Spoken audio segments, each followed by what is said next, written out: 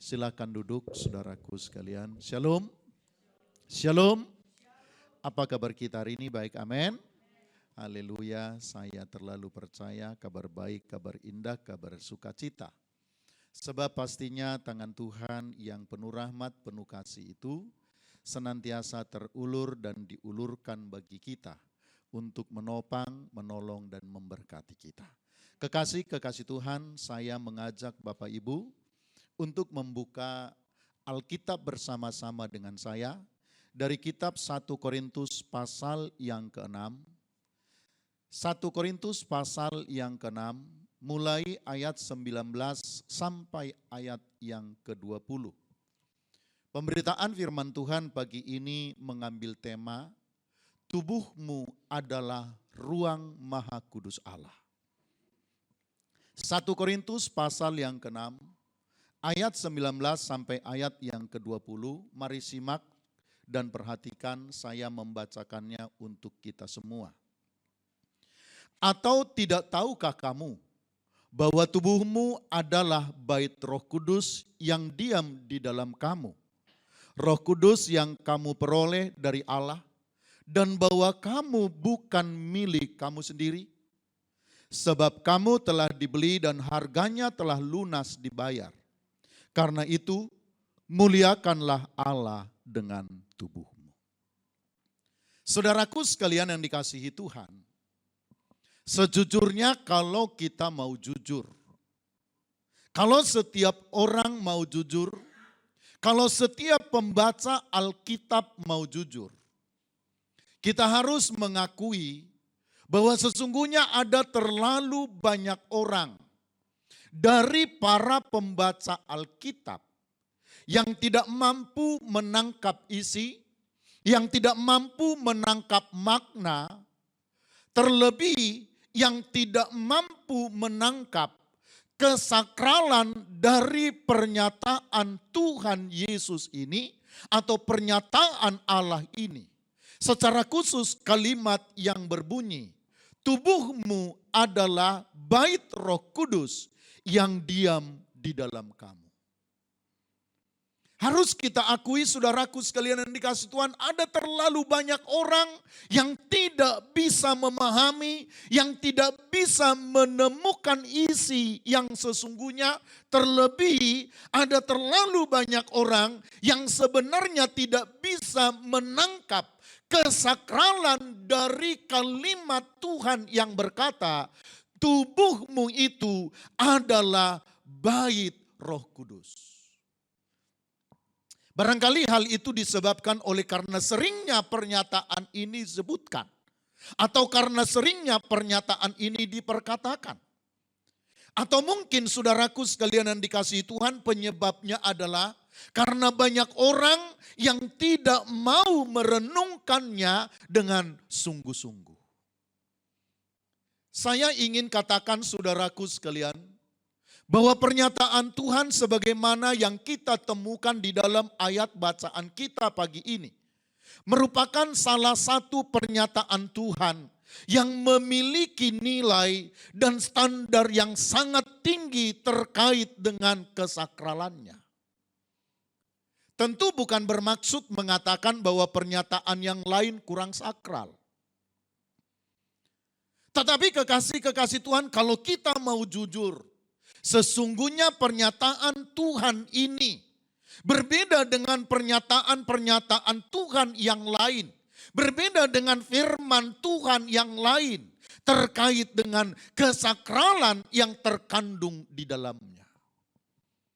Itu sebabnya saudaraku sekalian, saya berharap kiranya setiap pembaca Alkitab dan terutama kita bisa menemukan kesakralan tersebut secara khusus dalam ibadah kita pagi ini.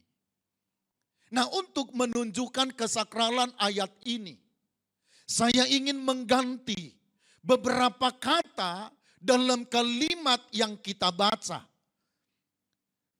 Beberapa kata, yaitu kata bait Roh Kudus, saya ingin ganti dengan ruang maha kudus.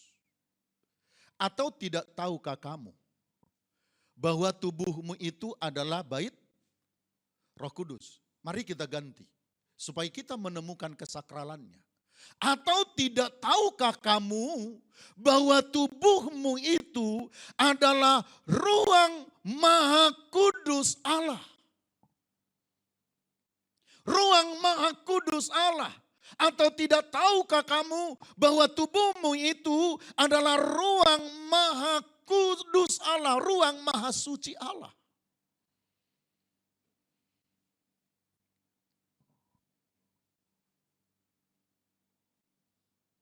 Bapak, Ibu, saudaraku sekalian yang dikasihi Tuhan.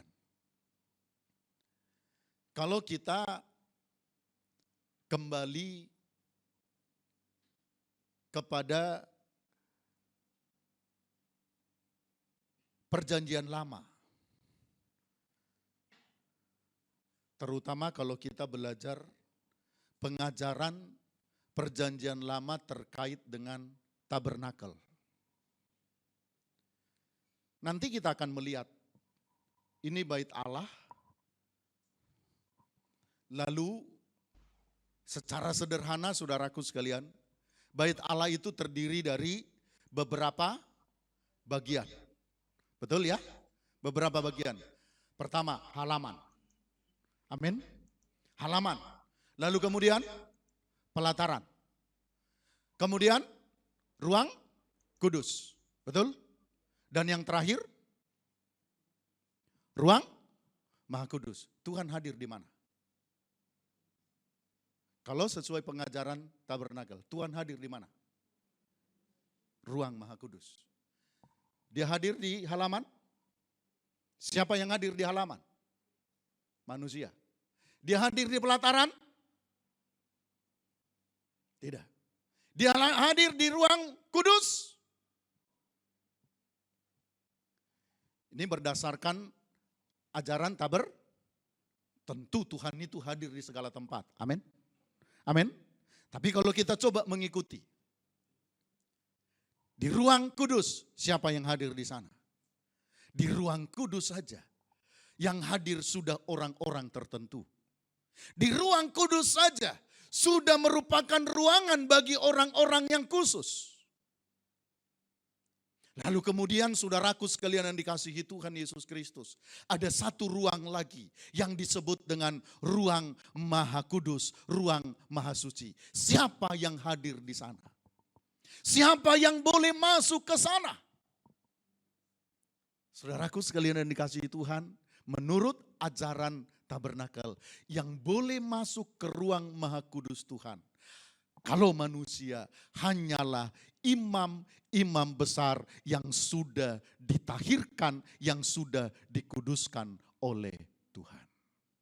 Karena apa? Karena di ruang Maha Kudus itu Tuhan hadir dalam kesucian, Tuhan hadir dalam kekudusan, Tuhan hadir dalam seluruh keberadaannya. Orang-orang yang tidak pernah dikhususkan, orang-orang yang tidak pernah ditahirkan, orang-orang yang tidak pernah dipersiapkan tidak boleh masuk ke ruang Maha Kudus itu. Sebab kalau orang sembarangan masuk ke sana, kekasih-kekasih Tuhan Yesus Kristus, seperti apapun kerinduannya untuk berjumpa dengan Tuhan, seperti apapun kerinduan yang ada di dalam hatinya untuk berhadapan dengan Tuhan, maka sudah pasti kekudusan Tuhan, kehadiran Tuhan yang begitu dahsyat itu akan menghanguskan kehidupannya. Orang yang bisa masuk ke sana, saudaraku sekalian yang dikasih Tuhan, sekali lagi, hanyalah imam-imam besar.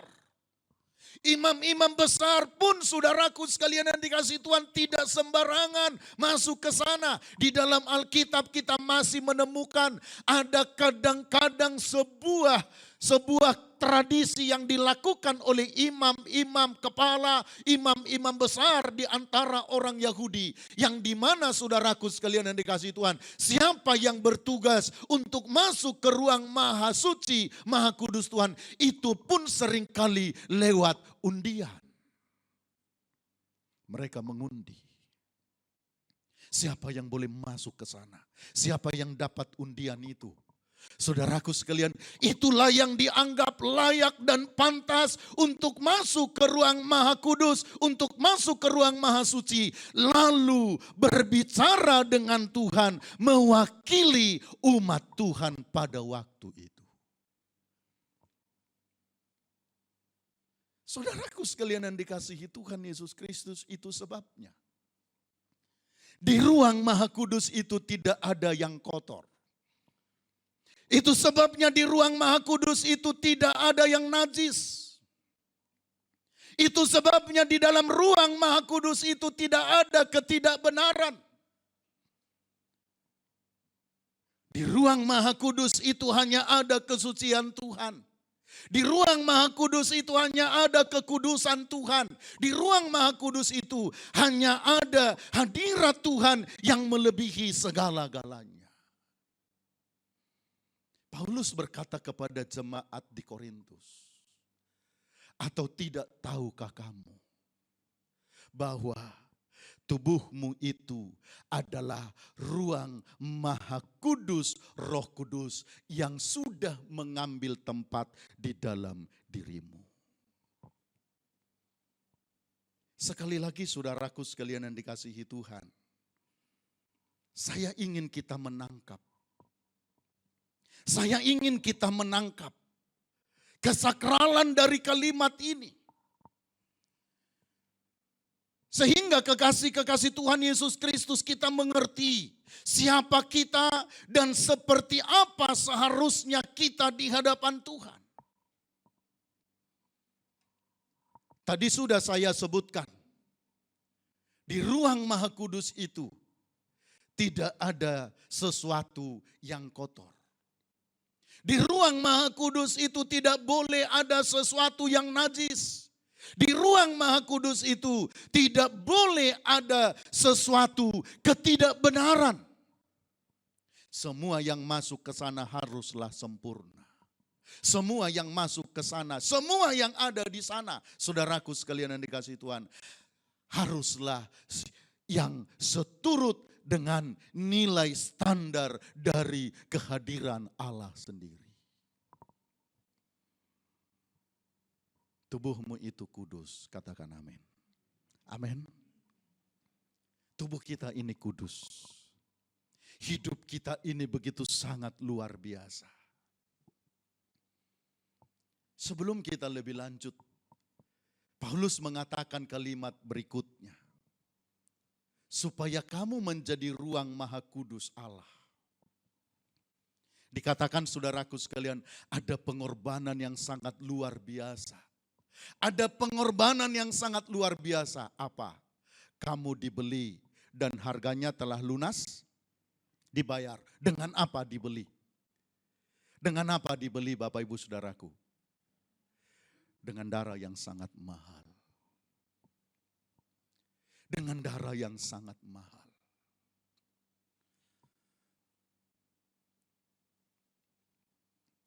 Mari jangan anggap enteng kalimat ini. Kebenaran firman Tuhan hari ini saudaraku sekalian yang dikasihi Tuhan hendak mengajarkan kita. Sebagai ruang Maha Kudus Allah.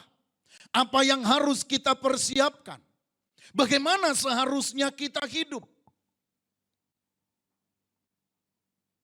Apa yang harus kita lakukan, apa yang harus kita kerjakan, apa yang harus kita bangun di dalam kehidupan kita.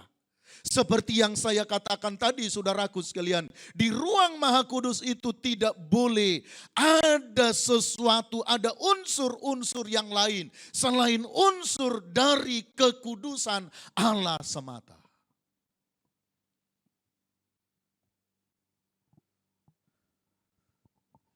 Banyak orang tidak mengerti perkara ini. Itu sebabnya saudaraku sekalian yang dikasihi Tuhan, banyak orang yang tidak mau menjaga diri.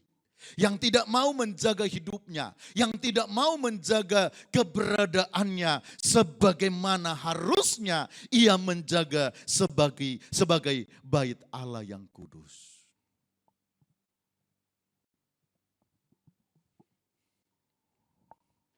Ada lagu pujian, saya nggak tahu. Tadi malam Ibu Gembala bilang saya. Itu aja dinyanyikan penutup khotbah. Tapi saya nggak tahu pemain musik Singer, song leader tahu nggak? Di hati inilah baitmu. Terus?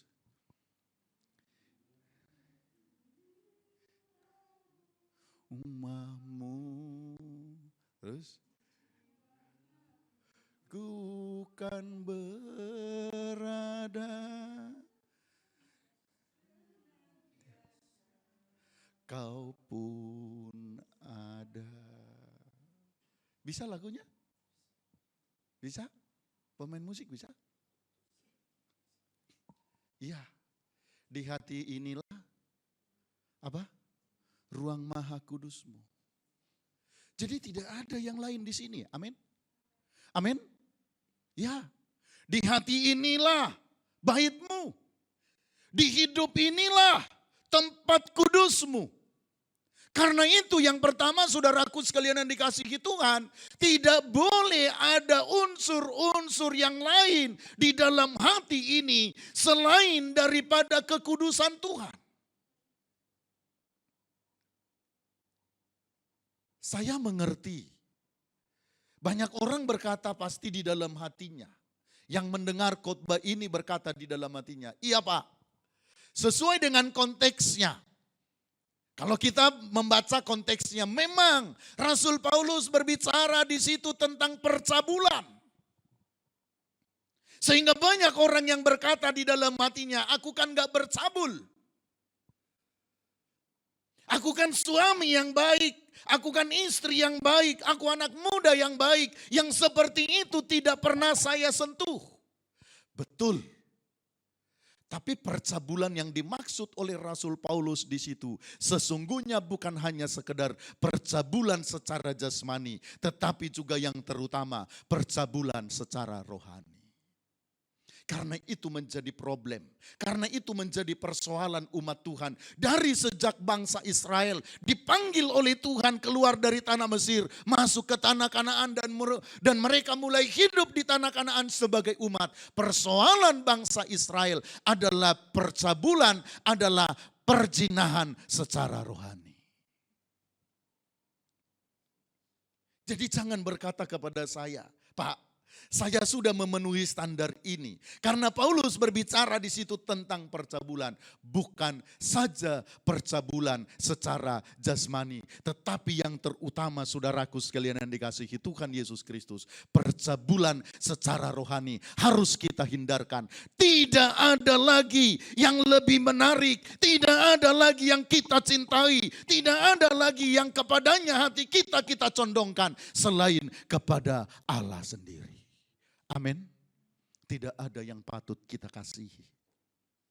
Tidak ada sesuatu yang bisa menarik hati kita. Yang bisa mengambil hati kita. Sebagaimana istri kita mengambil hati kita. Sebagaimana suami kita mengambil hati kita. Sebagaimana orang-orang yang kita cintai mengambil hati kita. Dan kita menyerahkan hati kita kepadanya. Saudaraku sekalian yang dikasihi Tuhan, kepada Tuhan pun demikian juga. Tidak ada yang bisa menarik. Amin. Tidak ada yang bisa menarik hati kita. Yang kepadanya akhirnya kita berikan hati kita. Kita berikan hidup kita. Kita berikan pikiran kita. Kita berikan jiwa dan roh kita. Selain daripada Tuhan sendiri. Saudara bersama saya nih. Amin. Harusnya tidak ada lagi yang lain. Harusnya tidak ada lagi yang lain. Dialah satu-satunya. Tidak ada lagi perzinahan, tidak ada lagi percabulan secara rohani. Tetapi yang ada di dalam hati, yang ada di dalam hidup kita, saudaraku sekalian yang dikasihi Tuhan, adalah cinta semata-mata hanya untuk Dia.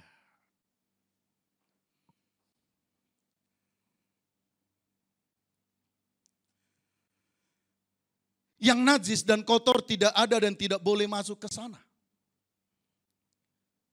Yang kedua saudaraku sekalian yang dikasihi Tuhan, karena Tubuh kita ini, hidup kita ini adalah bait Roh Kudus, ruang Maha Kudus Tuhan. Maka yang boleh masuk ke sana hanyalah orang-orang yang diperkenan oleh Tuhan untuk berjumpa dengan Tuhan.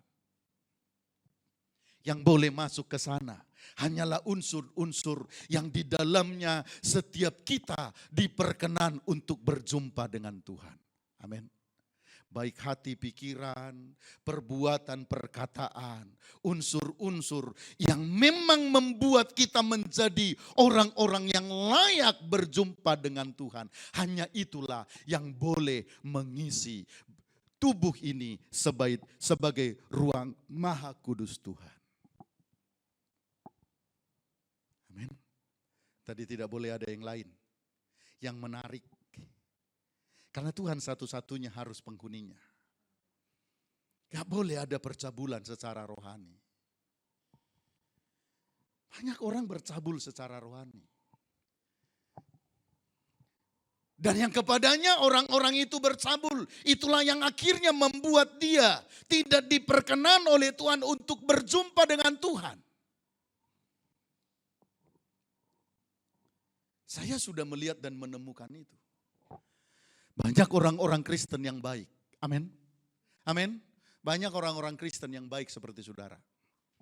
Saudara baik dong. Halo? Ya. Banyak orang-orang Kristen yang baik seperti saudara.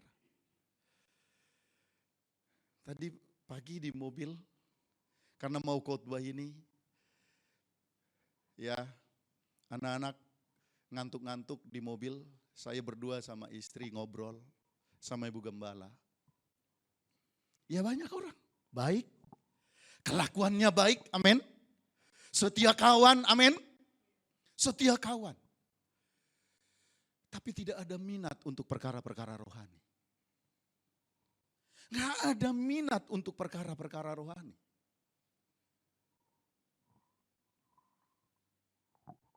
Perkara-perkara rohani bisa ditinggal.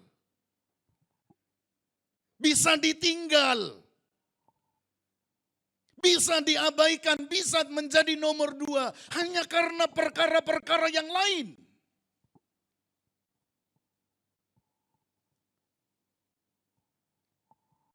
Contoh. Berjumpa dengan Tuhan itu bisa menjadi prioritas.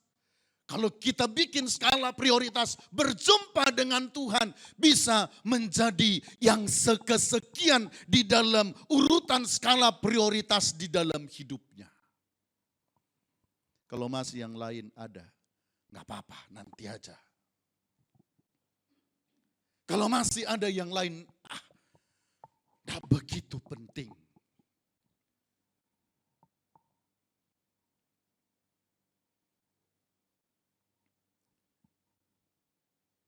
Akhirnya saudaraku sekalian yang dikasih Tuhan. Orangnya baik. Amin. Orangnya baik. Enggak neko-neko, enggak macam-macam seperti orang lain.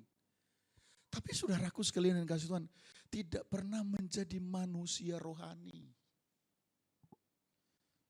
Tidak pernah menjadi manusia batiniah. Sekian tahun kita kenal gitu aja. Halo?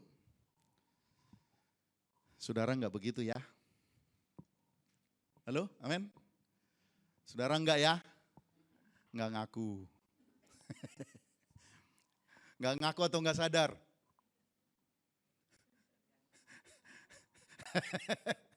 Enggak ngaku atau enggak ngeh? Kalau dibilang enggak sadar keterlaluan. Jadi kita ganti. Enggak ngaku atau enggak ngeh? Padahal sama aja.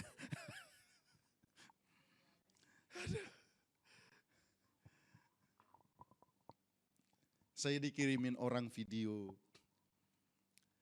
tentang orang-orang yang sebetulnya baik ya. Baik. Ya, baik. Tuhan sudah menerangi hidupnya. Tadi malam di Betos dalam ibadah doa malam, saya sampaikan. Ya, saya sampaikan. Orang-orang sudah melihat terang itu. Tuhan kasih terang itu. Dia melihat terang itu, dia melihat kebenaran itu. Tapi sebagaimana Alkitab katakan, dia tidak menjaga terang yang ada padanya itu. Sehingga akhirnya saudaraku sekalian yang dikasihi Tuhan, terang itu menjadi gelap. Dan karena terang itu menjadi gelap, maka apa saudara? Gelaplah seluruh hidupnya. Maka Alkitab berkata, kalau terang yang ada padamu itu sudah menjadi gelap, betapa gelapnya kegelapan itu.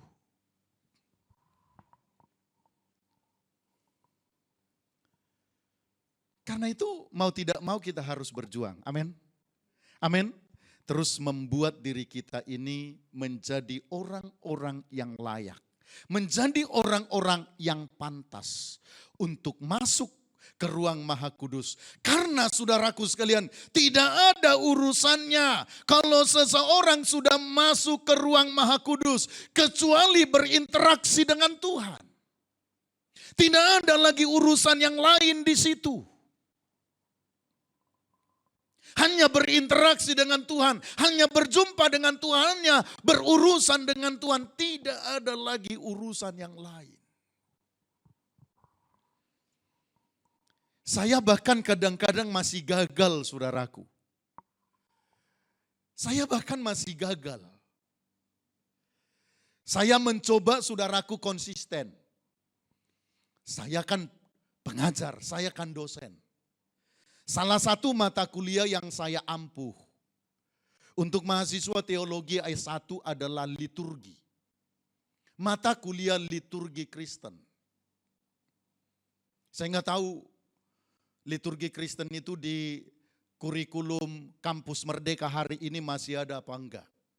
Karena baru muncul kurikulumnya. Tetapi kemarin-kemarin itu saya mengampu mata kuliah salah satunya adalah liturgi Kristen.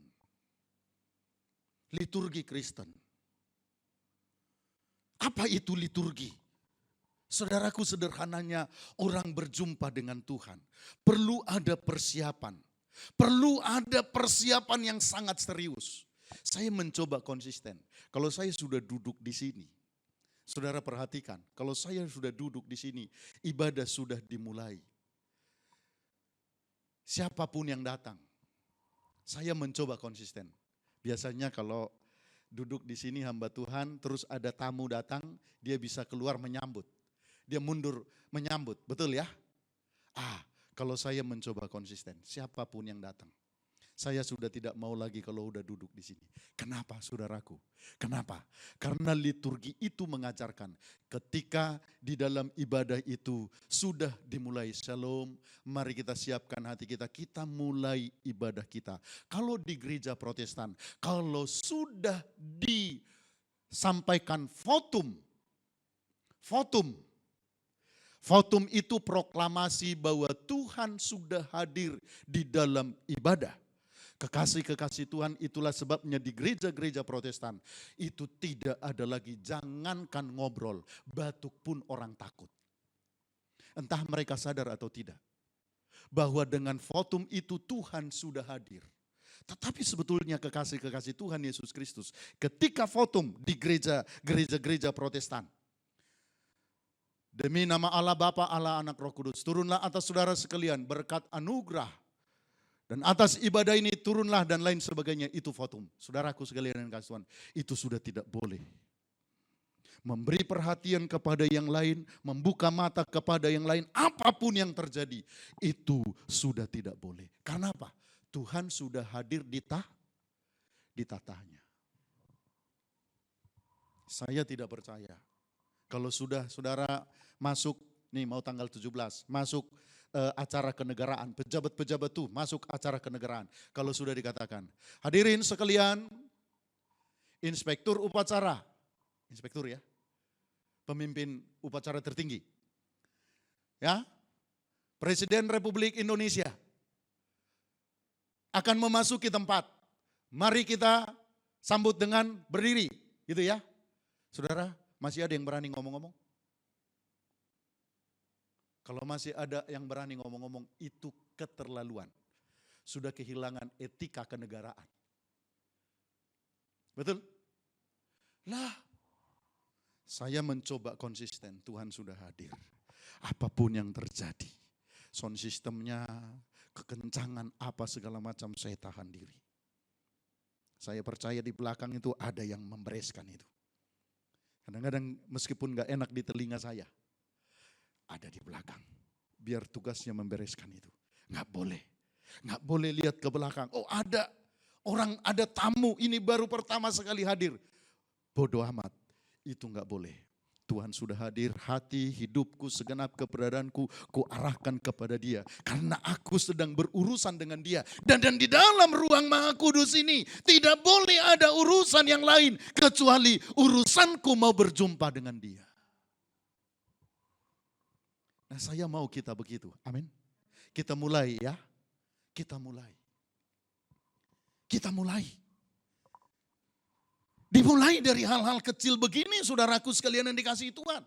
Kita layakkan diri kita mencoba berusaha berjuang dengan sekuat tenaga untuk melayakkan diri kita sebagai ruang Maha Kudus Tuhan. Yang di dalamnya saudaraku sekalian Tuhan berkenan untuk hadir. Karena itu kekasih-kekasih Tuhan, tubuhmu adalah bait Roh Kudus. Sebagaimana disebutkan oleh Rasul Paulus di dalam ayat bacaan kita. Hendak mengisyaratkan kekudusan hidup yang harus kita kejar, yang harus kita raih, yang harus kita dapatkan di dalam kehidupan kita sebagai orang percaya.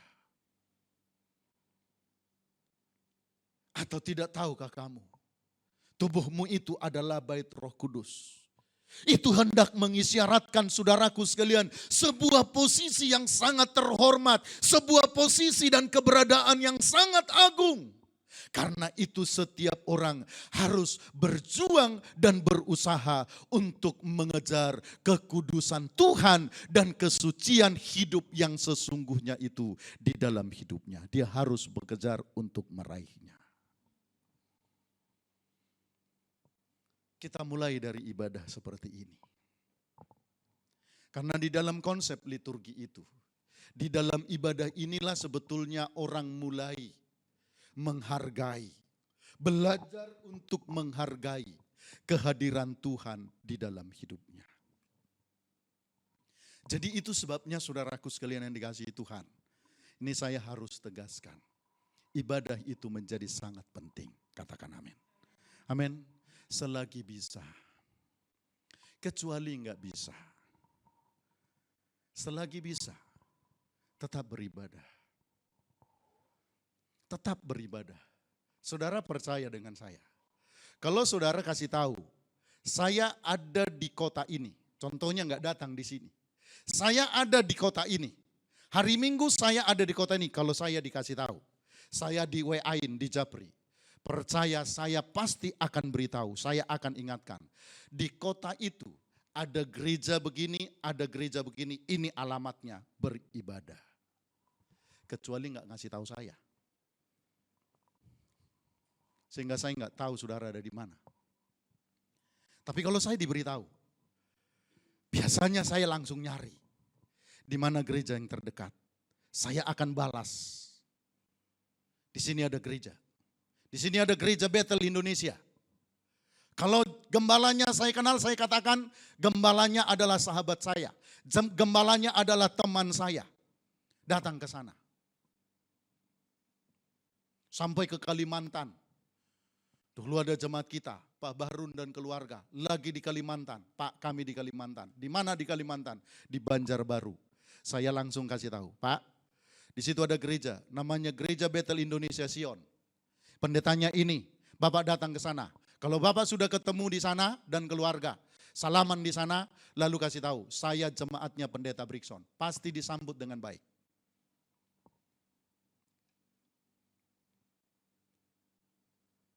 Karena kita ingin mengejar kesucian dan kekudusan Tuhan, dan itu kita mulai dalam ibadah. Karena itu jangan tinggalkan jam-jam ibadahmu. Amin.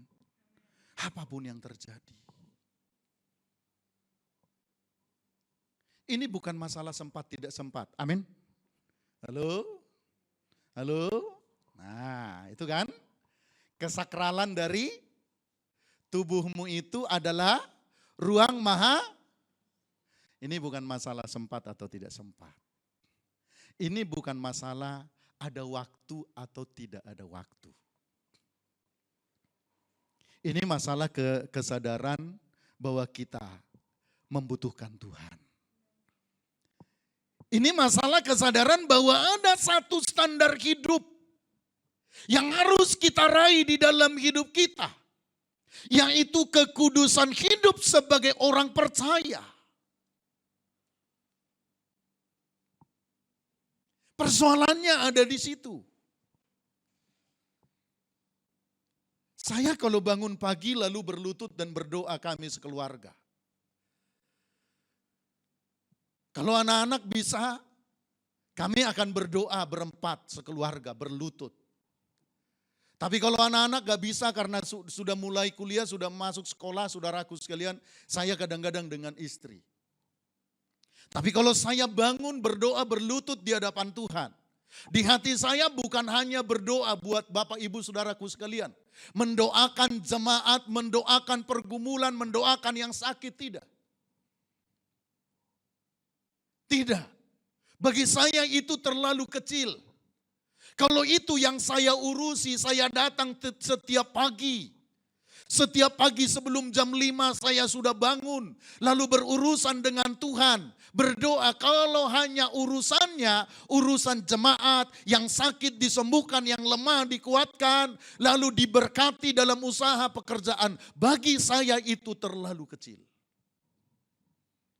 Tanpa saya berdoa, saya terlalu percaya.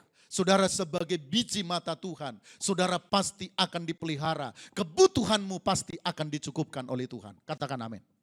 Karena itu saudaraku sekalian yang dikasih Tuhan, kalau saya datang berlutut, baik pagi hari maupun malam hari, di hati saya selalu berkata, Tuhan, tolong saya. Berkenan hadir di dalam hidupku. Aku mau berjumpa dengan Tuhan. Aku ingin menyentuh Tuhan. Aku ingin meraba Tuhan, meraba kekudusan Tuhan. Aku ingin menjadi pribadi yang berkenan kepadamu. Dan itu pergumulan yang tidak ada habis-habisnya. Sampai kapanpun. Kita tidak akan pernah berhenti. Berkata kepada Tuhan, bergumul kepada Tuhan, kuduskan aku, layakkan aku. Layakkan aku di hadapan-Mu. Ampuni aku hari ini di dalam perkataan perbuatan.